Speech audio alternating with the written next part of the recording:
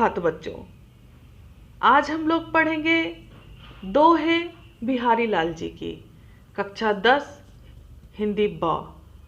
बिहारी लाल जी रीति काल के एक सुप्रसिद्ध कवि हैं, जिनका जन्म 1595 ईस्वी में ग्वालियर में हुआ था तथा इनकी मृत्यु 1663 ईस्वी में हुई थी।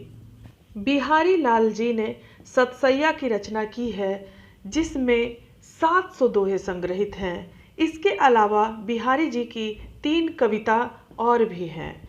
बिहारी लाल जी श्रृंगार परक और रीति काल के एक प्रमुख कवि हैं, जिन्होंने श्रृंगार रस से परिपूर्ण अपने दोहों की रचनाएं की हैं, जो कि कम शब्दों में बहुत सारे अर्थ प्रकट करते हैं और सिर्फ 2 पंक्तियों के दोहों में बहुत सारे अर्थ छिपे हुए हैं, जो गागर में सागर का काम करती है। बिहारी लाल के दोहे में कृष्ण से संबंधित, प्रकृति से संबंधित, नायक नायिकाओं की सुंदरता से संबंधित और नायक नायिकाओं के हाव भाव से संबंधित, प्रेम परक, श्रृंगार परक इत्यादि विभिन्न प्रकार की मनोभावों को उन्होंने दर्शाने का प्रयास किया है। तो बच्चों, आइए सबसे पहले बिहारी लाल जी की दोहे के प्रथम पंक्तियों को पढ़ते हैं। सोहत ओढ़े पीत पटु श्याम सलोने गात, मनो नीलमणि सैल पर आत्मु पर्यो प्रभात। सोहत अर्थात सुशोभित होना, सुसज्जित होना। पटु अर्थात वस्त्र, कपड़ा।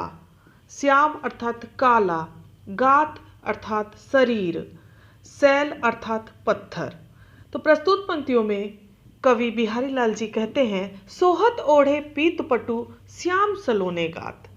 अर्थात यहाँ कृष्ण भगवान की सुंदरता का वर्णन किया गया है कि कृष्ण भगवान के सलोने, सांवले, गात अर्थात शरीर पर, सोहत ओढ़े पीत पटु, सोहत ओढ़े पीत पटु यानी पीले रंग का वस्त्र श्री कृष्ण भगवान अपने शरीर पर, अपने गात पर धारण किए हुए हैं, जो उनके ऊपर सोहत अर्थात सुशोभित हो रही है। मनो नीलमणि सैल पर आत्मु पर्यो प्रभात। जिस प्रकार से नीलमणि सैल अर्थात नीलमणि पर्वत पर सूर्य की किरणें, प्रभात अर्थात सूर्य की किरणें पड़ने से जितनी प्रभा अर्थात रोशनी चारों ओर बिखर जाती है और उसकी सुंदरता देखने लायक होती है, उसी प्रकार से श्री कृष्ण भगवान भी जब पीले रंग का वस्त्र अपने शरीर पर धारण करते हैं तो उनकी सुंदरता और अधिक बढ़ जाती है, ठीक उस नीलमणि पर्वत की समान, जब उसमें सूर्य की पहली किरण पड़ती है और वो सुंदरता से चकाचौंध हो जाती है।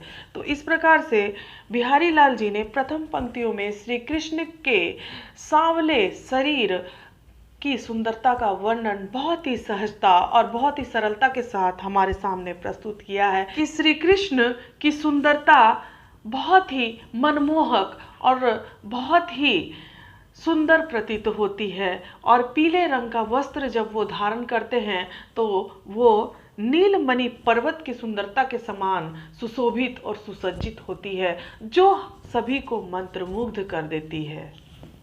तो बच्चों, आइए अब पढ़ते हैं बिहारी लाल के दोहे के द्वितीय पंक्तियों को। कहलाने एकत बसत अहि मयूर विरिग बाग, जगतु तपोवन सो कियो दीरग दाग निराग। आइए पहले इसके कठिन शब्दार्थ को जानते हैं। अहि अर्थात सांप, दीरग अर्थात लंबी, निराग अर्थात गर्मी, एकत अर्थात एक साथ, मृग अर्थात हिरण, मयूर अर्थात मोर।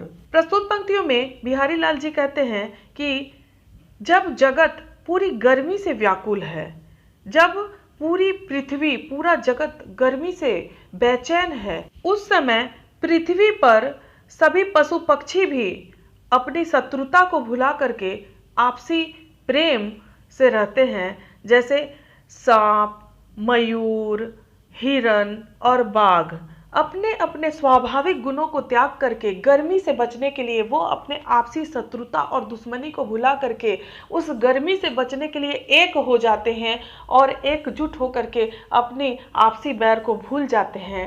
और यहाँ पर यह दिखाने का प्रयास किया गया किस प्रकार से ऋषि मुनियों ने अपने तप से जगत को तपोवन बना दिया था, जहां पर कि पशु पक्षी भी आपसी द्वेष और शत्रुता को भूल करके एकजुट हो जाते हैं और अपने स्वाभाविक गुण को भूल करके प्रेम के साथ परस्पर रहते हैं उस गर्मी से बचने के लिए। तो आशा है बच्चों आप लोग बिहारी जी के दोहों का अर्थ समझे होंगे। धन्यवाद।